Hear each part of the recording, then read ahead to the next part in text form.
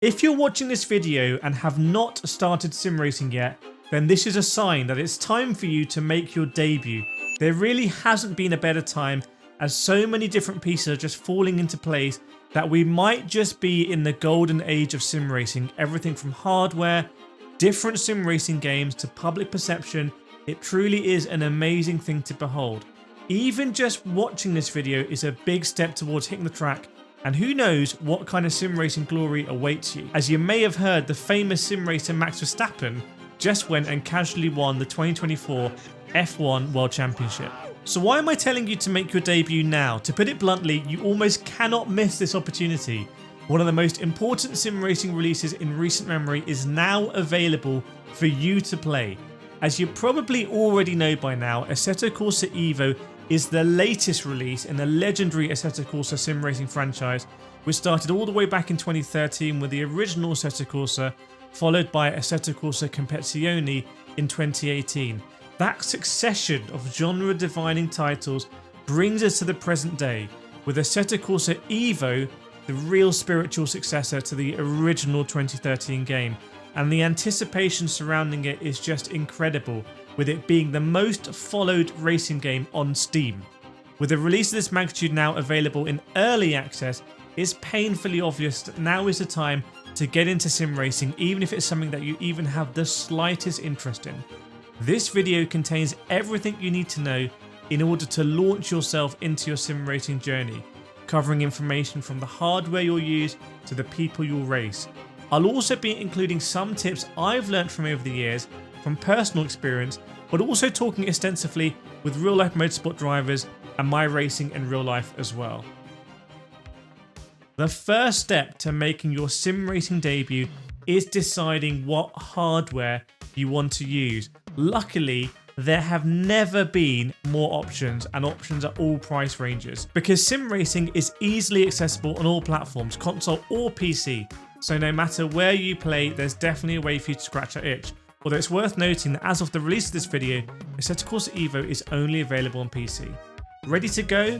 Great. Now it's time to choose your sim racing wheel and pedals. Just a few weeks ago, I was at the Sim Racing Expo, where I was able to test a bunch of different hardware from essentially all the hardware manufacturers in the world. One thing that you can be sure of is that regardless of your budget, there is something for you. So for those of you looking for the less expensive option, the tried and trusted Logitech G29 or G923 and a Playseat Challenge combination is a fantastic setup that will give you a really good sense of immersion. Now if you want to go from like beginner plus and change up the gear a little bit, something like the new Thrustmaster T5 and a GT Omega Prime rig or a GT Omega DDX rig will provide an extremely solid and detailed sim racing experience. Big shout out to all some people over at GT Omega, by the way. I've got lots of reviews of their products on my channel. One thing worth specifying is that giving sim racing a try on your controller at first is also perfectly fine if you're not sure about making the jump and buying a sim racing rig. Now that you're set up with your sim racing gear, it's time to hit the track and start learning the basics. There's no secrets here, it's simple, just drive. Assetto Corsa EVO includes some great features such as a driving academy, where you'll be able to learn the basics of driving in the sim. This is great as it's a low pressure environment where you can try and fail as many times as you need, gaining experience and confidence as you go. Really, don't skip these things like the driving academy. The next and possibly most important step in my opinion to getting started in sim racing is to join a community. Even though as of the release of this video Assetto Corsa EVO doesn't yet support multiplayer, joining a community such as the Discord server like the Kireth Discord server is a prime example, link in the description, it's almost essential in my eyes as it will allow you to discuss sim racing with other people, ask for advice, share tips and tricks such as setup guides, and even show off your favourite custom car and maybe some liveries you've done as well. It really can have an incredibly positive impact on your experience and will greatly facilitate certain aspects of your sim racing progression that I'll discuss next. So let's recap. By this point, you've got your hardware, learned the basics of sim racing, and have joined a community. Things are going great, and you're wondering how you can take your sim racing journey to the next level. Well, what you absolutely want to do is make your debut in some form of competitive online racing. This can take many forms, from standard online races to separate competitive leagues. Getting involved regularly in this kind of thing is the perfect way to keep improving your skills and also meet new drivers as well. For example, some communities host leagues you can compete in, which can be organised through something like Discord. In any event, leagues are really easy to find and there are plenty of beginner-friendly ones for you to start out in. The next step you can think about to really take your experience to the next level is upgrading your equipment. For example, those who are starting out on a wheel such as the Logitech G29, eventually upgrading from that to a direct drive wheel can make a world of difference to your experience and immersion. Additionally, if you want to go all the way, you could pick up something like a virtual reality headset. There really is no better way to immerse yourself in a sim racing experience than that. Something like a triple screen setup is also a good compromise if VR isn't your cup of tea, providing a similar wraparound experience. And there's loads of other things as well, including this Tobii eye tracker that also gives you the experience of looking around the car without having to have VR.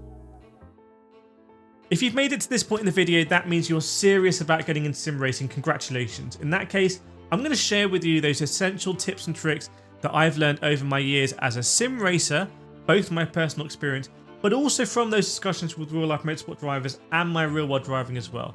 So if you enjoy this content, make sure to subscribe to this channel. I've got plenty more on the way that you won't want to miss. So the main thing I would say to start off with when you're trying to improve your driving is braking in a straight line. Now you might be watching Formula 1 in real life and saying, hang on, these cars are turning into corners while they still look to be on the brakes. How does that work with braking in a straight line? But I can tell you, if you have the mentality that I'm going to start my braking in a straight line, you are going to enter your cornering in the right way and you are going to gain so much speed. Remember, corners is where you gain the time and or you can lose the time. Let me explain. If you start off by saying, I'm going to brake into a straight line and then I'm going to turn into this corner, you will quickly realize I can brake later than I thought, I can brake later than I thought, I can just keep going until suddenly I'm braking 20 meters closer to the corner. And then it's about doing that more reliably. It's about doing that more consistently every time. And suddenly you've massively improved your braking skills. You understand how the brakes on your car work in the sim. You understand how hard to hit the brake, how to release the brake. You're building all these skills. And then the next level from that, because you made it this far in the video, so I'm sure you're pretty committed, is going to be trail braking.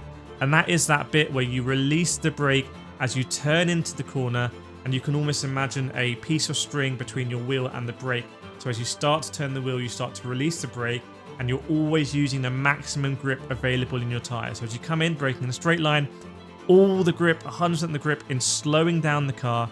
And as you turn, you want to use more of the grip for turning, but still a little bit for slowing down as well. So that's braking in a straight line and then starting to trail brake. And that's the fundamentals of sim racing. I've got loads more tips as well on this channel, but I hope you're going to find that one really helpful. Just on sim racing, I don't know whether you have, off the top of your head, sort of 3 tips you could give to sim racers in terms of how to get faster in a sim. Number one's practice. That has to be number one always. Even when I first joined the simulator, I was in karting, so I didn't have the experience of a real Formula car, but the more I drove, the faster I got, the more comfortable I was. Like laps is definitely number one tip. If you do enough laps, you will figure out yourself, kind of where you need to improve. So if you follow that one tip, everything else should just come together. Are you using your Delta? Are you looking at telemetry?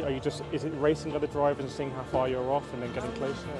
I use the iRacing Delta. I put it against my optimal lap, which some people don't like. They put it to their session best or something else. I don't really look at data that much. I would say I try to practice as much as I can against my Delta, and then when I feel like I'm ready, if I've done enough practice and I feel good with the car, I'll jump into a race, and if I'm not quite on the pace, then obviously I look at the other drivers and see what they're doing.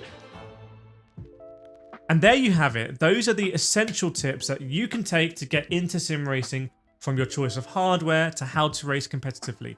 Ultimately, every person's journey will be a bit different, but that's the beauty of it. And this video should be a great starting point for you to start from. Hopefully this was helpful, and I'll see you on the track.